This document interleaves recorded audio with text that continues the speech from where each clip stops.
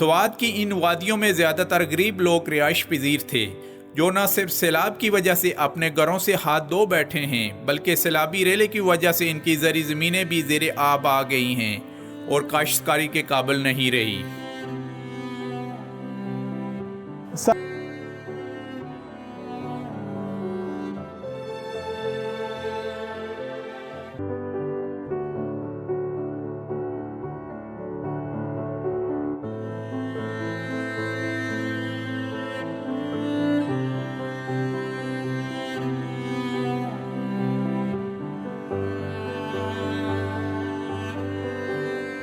और ये लाल खूह वही है जहाँ पर एक वक्त था 2008 से लेके 11 पर यहाँ मिलिटेंट का भी बहुत बड़ा ग्रोह मौजूद होता था। साथ जो एक फजले हक कॉलेज है उसको 2008 में यहाँ पर बिल्कुल तबाह कर दिया गया था, 2008 में मिलिटेंट की तरफ से हमले करके। अब उस कॉलेज की तो बिल्डिंग बनी है, लेकिन खैबर पख्तूनख्वा के जो वज़ीर आला हैं उन्होंने उसको BHU में कन्वर्ट कर दिया। ये बेसिक हेल्थ यूनिट उस कॉलेज की बिल्डिंग को बना दिया गया है। तो यहाँ पर हम मौजूद हैं, हमारे साथ मकामी लोग हैं, उनसे पूछते हैं कि यहाँ पर उनका कितना नुकसान हुआ। जी नाम बताइएगा अपना। मेरा नाम इमरान है और इधर ये लालकुछ सेरई का रहने वाला हूँ। और इधर जो हादिसा आया था तो वो तो क़यामत के निशाना था, ऐसा था। तो उसमें बहुत ज़्यादा तकलीफ हमने उठाया हम लोगों ने। अच्छा, कितने टोटल घर थे वहाँ पर? उधर तकरीबन 11 लोगों का घर था। अच्छा, 11 लोगों का घर था।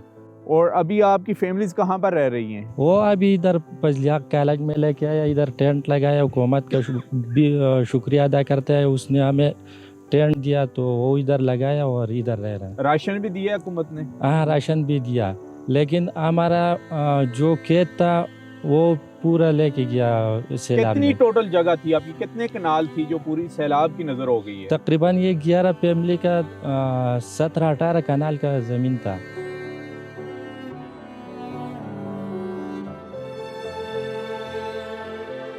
आपका कौन सा मकान था? हमारा नाम फजल मालिक है, हम लोग शहर ही रहने वाला है। अच्छा, वो हदीसा गया, वो पूरा हमारा जो वो उधर गाँव था, तकरीबन 12-13 लोग उधर रहता था। हाँ, वो पूरा घर खलास हो गया। हम लोग बच्चे का साथ भी इधर बैठने लगा। हाँ। अब इधर वो बस थोड़ा सा गुजारा करते हैं और भी कुछ नहीं है। अच्छा, तो काम क्या करते थे आप? काम हम लोग दिहाड़ी मेहाड़ी का काम करते हैं बस। अच्छा, यानी रोडों पर चले जाते हैं? बस ये काम जो मसलन घरों का काम हो गया, मसलन दीवार बनानी हाँ, हो, ये काम हम लोग ये काम करते हैं। तो बच्चे कितने हैं आपके? बच्ची हमारा 7 बच्चे है। अभी जमीन भी नहीं है, किधर जो जगह बच है ये इसका वो पूरा पहाड़ है, उधर बनाने का जगह भी नहीं है। और आपका कैसे मसलन गुजारा करते हैं? राशन कोई देता है आप लोगों को? राशन देता है थोड़ा थोड़ा, लेकिन हम लोग का भी मुश्किल है। हाँ। ये घर का भी मुश्किल है, ये टेंट का मुश्किल है, बहुत ठंडी है। तो जी नाजरीन, ये लाल खूह के इस गांव की थी कि ये एक ही फैमिलीज़ के तकरीबन इनके बाकोल के 14 से 15 घर थे जो सैलाब का रेला आया है।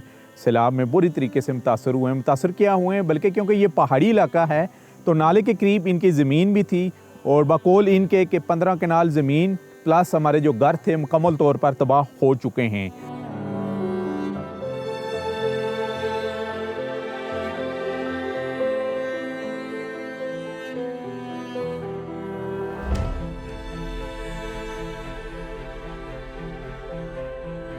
ये हमारे CEO साहब हैं, हमारे जो चीफ़ ऑपरेटिंग ऑफिसर हैं डॉक्टर कैसर रफ़ीक साहब हमारे चैनल के। ये थोड़ी सी हेल्प है हमारी, हमें पता है कि इससे शायद आपका कुछ ना हो, लेकिन हमारे देखे शायद और भी लोग आप आएँ और आपके पास आपकी मदद कर सकें, तो ये हमारी तरफ से आप कबूल करें।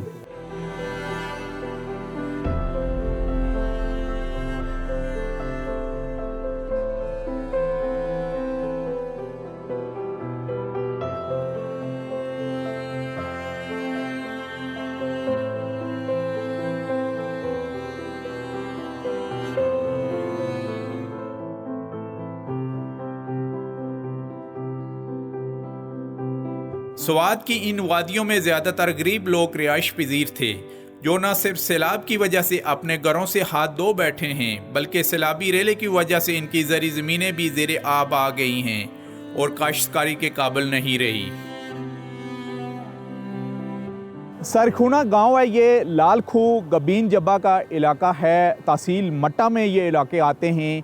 और तबाही के मनाज़र आपके सामने हैं। तकरीबन यहाँ पर एक गांव था जो मुकम्मल तौर पर तबाह हो चुका है। ये जो हलका है NA2 है नेशनल असम्बली का, डॉक्टर हैदर अली तहरीक इंसाफ के यहाँ से MNA हैं, जबकि खैबर पख्तूनख्वा के जो वज़ीर आला हैं महमूद खान, उनका भी ये आबाई हलका है PK9। तो उन्होंने काम तो किए हैं, डेवलपमेंट भी हमें नज़र आई है। और तबाही के मनाज़र आपके सामने आप देख सकते हैं। यहाँ पर हमारे साथ मौजूद हैं इसी इलाके की मशहूर शख्सियत हैं, समाजी काम भी ये करते हैं, खुर्शीद अली ख़ान साहब। उनसे हम पूछते हैं कि यहाँ पर कितने बड़े पैमाने पर तबाही हुई है, ख़ास करके अपर स्वात के इलाकों में। जी खान साहब। अस्सलाम वालेकुम, बहुत शुक्रिया नसीर अब्बासी साहब, आपने बहुत बड़ा काम किया, क्योंकि इससे पहले कोई बड़े चैनल वाला इधर नहीं आया। इधर तो बहुत तबाही हो चुके हैं, बहुत ज़्यादा नुकसान हो चुके हैं। ये जो हम खड़े हैं ये बहुत बड़ा गाँव था, ये सरखुना कहता है, गबीन जबा रोड के है।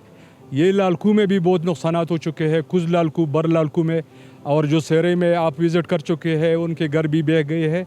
इधर बहुत नुकसान हो चुके हैं। इधर उठले थी, इधर घरे मस्जिद है, सारे बह गए। और इस इलाके के जो जिनके घर बह गए तो दोबारा बनाने की इसलिए पोजीशन में नहीं है कि इधर इसके अलावा ज़मीन नहीं है। और ये जो हम खड़े हैं इधर घर थे, तो ये बनाने में फिर नहीं बन सकते।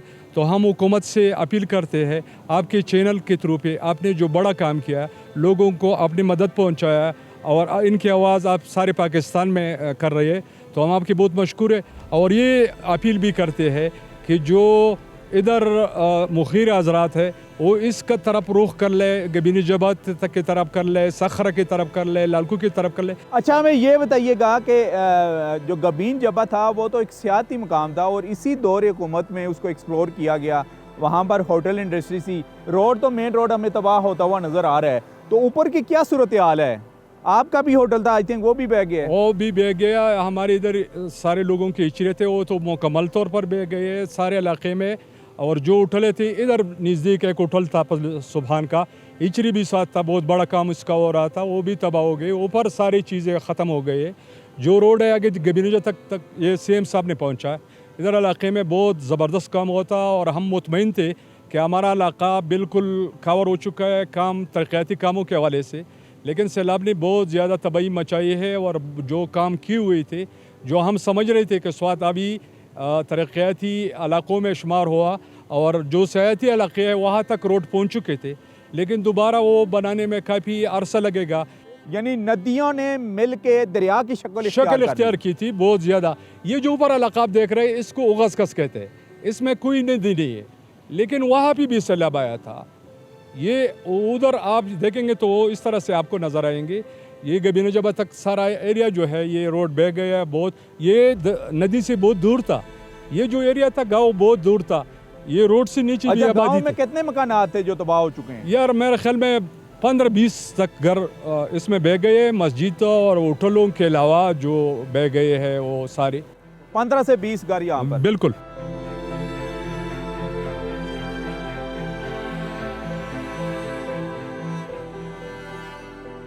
अब्दुलज़ादा कहाँ था? आपका मकान कहाँ था? ये जो अभी बिल्कुल दीवार से नीचे आ रहा है। जी हाँ।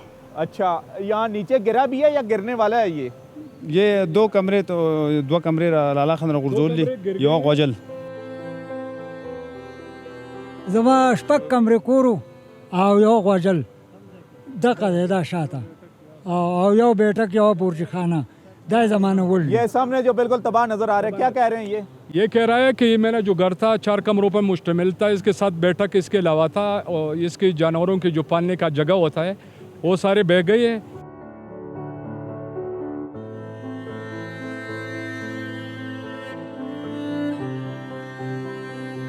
हमारा नाम खैर मोहम्मद है।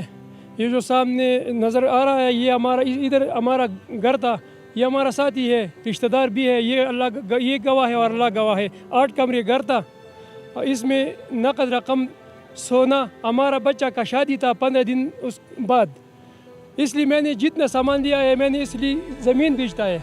हम सिर्फ पहने कपड़े जो है ना ये भी हमारा नहीं है, ये किसने दिया है। हम चप्पल एक शलवार में चप्पल में मैं घर से निकला है।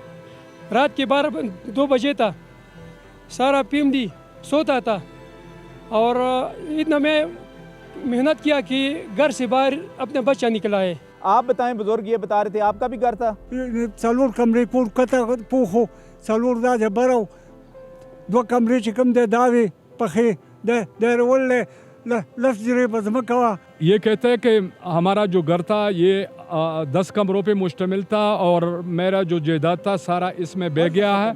अभी हम इधर नहीं रहते, हम अपने रिश्तेदारों के साथ रहते हैं।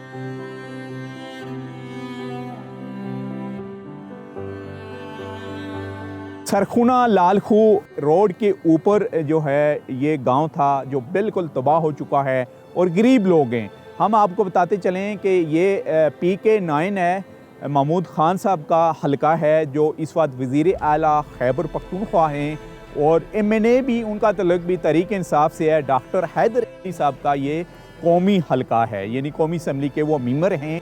लेकिन तबाही के मनाज़र हमें यहाँ पर दिखाई दे रहे हैं, दूर तक तबाही हुई है। यहाँ पर तकरीबन 20 के करीब घर थे, जो पूरा गांव था वो 4 के करीब होटल थे, एक मस्जिद थी और 4 फिशिंग फार्म थे इस नाले के ऊपर, जो मुकम्मल तौर पर तबाह हो चुके हैं।